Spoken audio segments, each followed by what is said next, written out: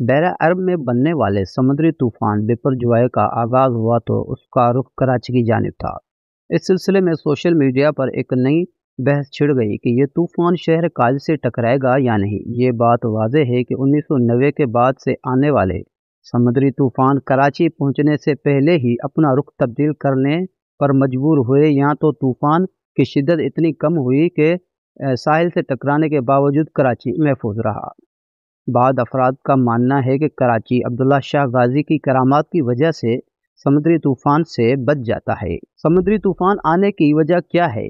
बरतानवी नशरियाती इदारे BBC की report के मुताबिक कायदे आज़म यूनिवर्सिटी के प्रोफेसर डॉक्टर मोनालिजा ने कहा कि दुनिया के अक्सर ममालिक इस तरह के तूफानों को रोकने के लिए पेशगी इक़दामात के अलावा साहिल समंदर पर दीवार तामीर करते हैं ताकि तूफान इस दीवार से टकरा कर ज़्यादा नुकसान का बायस ना बने। उनके मुताबिक कराची 3 प्लेट्स बशमूल भारतीय, यूरेशिया और अरबियन की बाउंड्री पर वाक़ है, जो समुद्री तूफान के लिए कुदरती रुकावट साबित होते हैं। डॉक्टर मोनालिजा का कहना था कि जहां ये प्लेट्स कराची के लिए अहमियत अख्तियार कर गई हैं, वहीं ये पाकिस्तान के लिए बड़े खतरे का सबब थी। यानी उन प्लेट्स की वजह से मुल्क में ज़िलज़ले भी आते हैं। तूफान से मुतलिक चीफ मेट्रोलॉजिस्ट सरदार सरफराज ने कहा कि साइक्लोन दर्जा हरारत और हवाओं के दबाव की वजह से पैदा होते हैं, और दर्जा हरारत अगर उस समुद्री तूफान को जन्म दें तो हवाओं का दबाव उस के रुख का तायन करता है। साइक्लोन के दौरानिए के हवाले से डॉक्टर मोनालिजा का कहना था कि इसका ताल्लुक भी दर्जा हरारत से ही होता है। उनके मुताबिक जब साइक्लोन सुस्त पड़ जाए तो फिर उसका दौरान या घंटों से बढ़कर कई दिनों तक हो जाता है। अंग्रेज़ों की लिखी हुई किताबों में अब्दुल्ला शाह गाजी की मज़ार का जिक्र मिलता है। BBC की रिपोर्ट के मुताबिक मौरिख और शहरी मनसूबाबंदी के माहिर आरिफ हसन ने कहा कि कराची वालों के लिए अब्दुल्ला शाह गाजी पीर की हैसियत रखते हैं, जिन्हें शहर का पैटर्न सेंट कहा जाता है।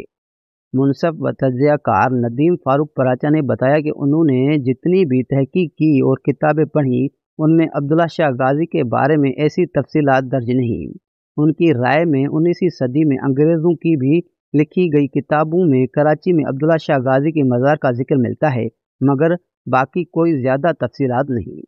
नदीम फारूक पराचा ने कहा कि अब्दुल्ला शाह गाजी के बारे में जितनी बातें मशहूर हुई हैं, उनका ताल्लुक गुज़श्ता 40 से 50 बरस से ही है, जबकि उस तरह की बातें पहल मजाक के तौर पर की जाती थी, मगर अब लोग उन पर यकीन भी रखते हैं। कराची में समुद्री तूफान कब कब आते हैं? मई 1985 में एक तूफान कराची की जानिब बढ़ा था, जो शहर के जुनूब में 100 किलोमीटर के फासले पर ही कमज़ोर होकर ख़त्म हो गया था। नवंबर 1993 में भी कैटेगरी 1 का तूफान मुड़कर सिंध व गुजरात सरहद के करीबी साहिल से टकरा गया, जबकि जून 1998 में कैटेगरी 3 का समुद्री तूफान कराची की जानिब आते आते जनूबी मशरिक सिंध की तरफ बढ़ गया था। इसके अलावा मई 1999 में कैटेगरी 3 का समुद्री तूफान कराची के करीब टकराया, जिसने सिंध के साहली इलाकों को काफ़ी नुकसान पहुंचाया था। ये पाकिस्तान का रिकॉर्ड सख्त तरीन तूफान था। मई 2001 में कैटेगरी 3 का साइक्लोन गुजरात के साहिल से टकराया, जबकि अक्टूबर 2004 में ओनेल नामी साइक्लोन कराची और सिंध के साहिल की जानिब बढ़ा, मगर बाद में समंदर की तरफ वापस मुड़ गया। जून 2007 के अवाइल में गोनू नामी सुपर साइक्लोन से कराची महफूज रहा, और जून 2007 ही में यमीन नामी एक समुद्री हवाई तूफान कराची के करीब से गुजरा था, जबकि नवंबर 2009 में फाइन नामी साइक्लोन पहले ही दम तोड़ गया था।